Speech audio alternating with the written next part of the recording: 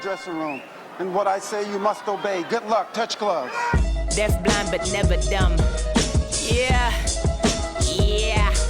I'm on my Robin Hood. Dose meal tray say, get it then, cover ground like a raven on my Louis Dot Ray. Hey guys, welcome to part 2 of our MyNEWPhilly close-up mashup. Today we are in studio with Robin Hood and Erica Hicks. What's good?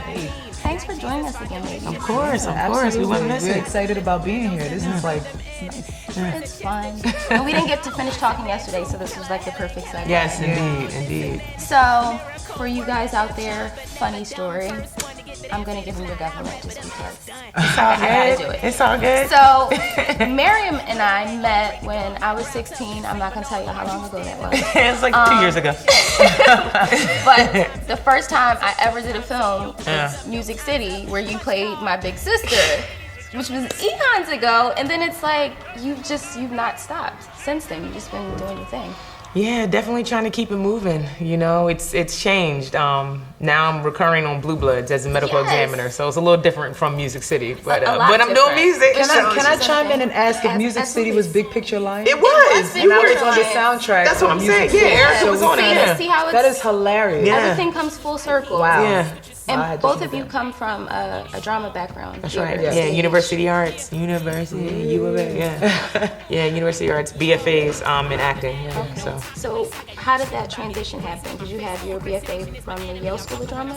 No, I have my BFA from University of the Arts, Okay, and and then then- a couple years later, I went in to get my master's from Yale School of Drama. Came out, and then I started just sort of playing around with writing hip hop lyrics, and had an opportunity to collab with Erica on the first track that we did, like ever. You know, we've never touched music together in any way, shape, or form. She's always been an amazing singer, but that wasn't my world, you know. But I guess in a way it was, because I was doing promotion for like a bunch of different artists, helping them get on. But yeah, I mean the hidden story is that when when we were in college, I was pursuing a solo career. Okay. Front runner. Like she actually she got me to open up for Tina Marie At Wow. the Dell. Yeah, that was and she ran the whole thing.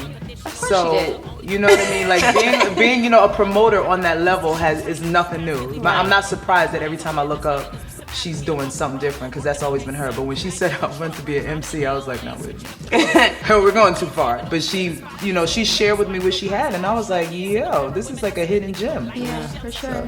Well, for you, Erica, how did you, because I know you said when we spoke yesterday, you were talking about your history with the Black Lily, and I have some history with the Pop Spot as well. How did you make that transition from being a background singer to saying, okay, it's time for me to, be out on the forefront and not behind the scenes so much? Yeah, I think it was just a moment of, I sang with some really great artists that allowed me to do solos during the show, and it felt great. And I was like, you know what, I really want to focus on this. And I pursued it, and then I went left and I started focusing on other things. I'm currently an educator.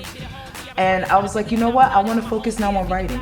I want to really develop some music that I would hear on the radio or that I would enjoy listening to. Yeah. So it was kind of a seamless transition. Yeah, definitely. Well, one of the things that I see a lot, and it's unfortunate, is that in particular artists that come from Philadelphia, it's almost like they want to pigeonhole you and put you in a certain category. Like, if you're black and you come from Philadelphia, you're neo-soul. Yeah. That's it. That's You know it. what I mean? Yeah. So how did you ladies go about, creating your own sound and just, doing your thing as far as creating your own niche and not getting stuck? in a certain category? I believe in lanes. I don't believe in labels. And I feel like anytime somebody tries to box you in or say, oh, okay, so you're this or you're that, that's when I become disinterested, because I'm a lot of different things. I'm very versatile. I always say dual hustle grind, because that's just something I live by, But yeah, it's interesting. I don't think I know for myself, when I started writing, I didn't come into it thinking I needed to be any type of way in particular, but just be me. Right. I've been, doing pretty well thus far, and people just, what I'm saying, have embraced me for who I am. So I'm just like, hey, to God be the glory. I'm just gonna give them me, give them my real rawness, and if you want to embrace what it is, fantastic. If you don't, and this is what we're doing is sort of not, you know, it doesn't mesh, it doesn't do anything for you. I mean, I totally understand, because there are people out there putting out product that does nothing for me. Exactly. So I'm not a consumer. My philosophy is I'm not going to be everybody's cup of tea. Some Right. people like coffee. Yeah. It's okay. I'm an Earl Grey Some girl people with some like honey. coffee. It's fine. You know? You just gotta do your thing. That's right. Absolutely, Yeah, absolutely.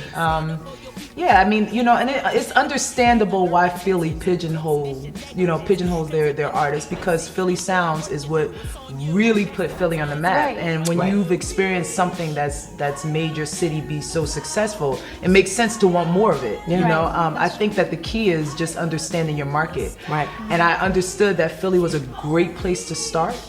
And it allowed you different opportunities that a city like New York City wouldn't. No. But then you have to kind of know when to move on and when to come back, you know? Right. And I think that became what we experienced. Yeah. We both kind of ventured out and was able to recreate ourselves in a different environment. And then when we came back, now it's a different attitude. It's like now we're confident about what we have now, and you can either take it or leave it. Pretty Kinda, much. You know? Y'all are going to take it. Take that. It's dope. Take Take that. that. So tell me a little bit about some of the songs that are on the EP. Yeah. Well, one of the follow-up tracks to Reach is Holes in My Pocket. Yeah. And you know what is funny is that I wrote that hook years ago. And when we did Reach, I was like, listen, Robin, we gotta do this song. I've been wanting to find a track to this song. I shared with her the hook. And when she wrote, I cracked up, man. And I was like, that's it. That's Yeah. it. But it's, you know, it's basically trying to convey a message that is so often said in a way that it's just very cheeky, corny, for lack of better descriptions, you know, and we wanted to try to make this message that is, you know, heard a lot, fun.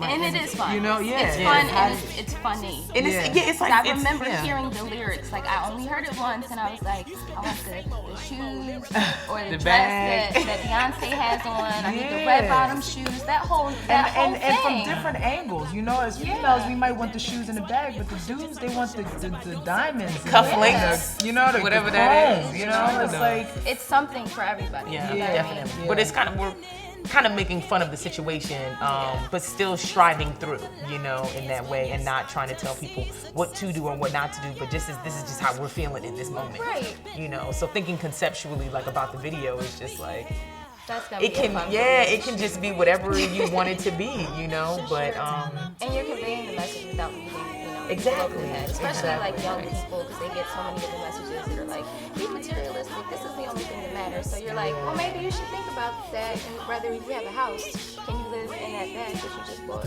Yeah, right. And you know what holes in my Exactly. pocket means. I mean, that's gonna be different for everybody. Right. But you know, when you couldn't get those Hirachis, you know, whatever else you were trying to get, you know, you just have to make sense of your situation. That's actually how I start the track off, by saying, you know, I'm trying to make sense of my situation. You know, and We all are. yeah, I mean, you that's know, true. exactly. So when is the EP coming out? I can't Yeah. wait, because I'm gonna We share can't it wait. with everybody. I know you guys can't wait, but when is it Yeah, coming it's out? gonna be coming out later this summer. We're just doing some little finishing touches on a couple of things, throwing a little bonus track. But yeah, it's like ready to go. About to package it up. Yeah. Absolutely. Yeah. So we got more press to do next couple of weeks, a couple of different cities, and yeah. But you know, right now they can check out a couple things on SoundCloud, Reverb Nation. Okay, because I was gonna say, Yeah. well, in the meantime, In people aren't between time. necessarily patient. That's right. Well, they can hear Reach now immediately on Okay. SoundCloud and Reverb Nation, and get it now. There's a free download, you know, for Reach right now, Reverb Nation. So if they go to Robin Hood Fans, ROBYNHOODFANZ, on SoundCloud and Reverb, you can hear the track there. And yeah, so that's the first collaboration. The other joints aren't on there just yet. Okay, so We're you'll have not to putting wait those for on the there, but we other gave you one. Reach to reach for something. You can reach for those other tracks You when better they come believe out it, later that's on right. this summer. Yes, indeed. Yes, indeed. But we're looking forward to, you know, just sharing it with the world, and we're really happy of, you know, what we've been doing. So, yeah. I'm proud of you guys. Thank you. I'm proud of you, sis. It's lovely. You know? Well, that's all the time we have on My New Philly, where something is always new. And everything is always Philly.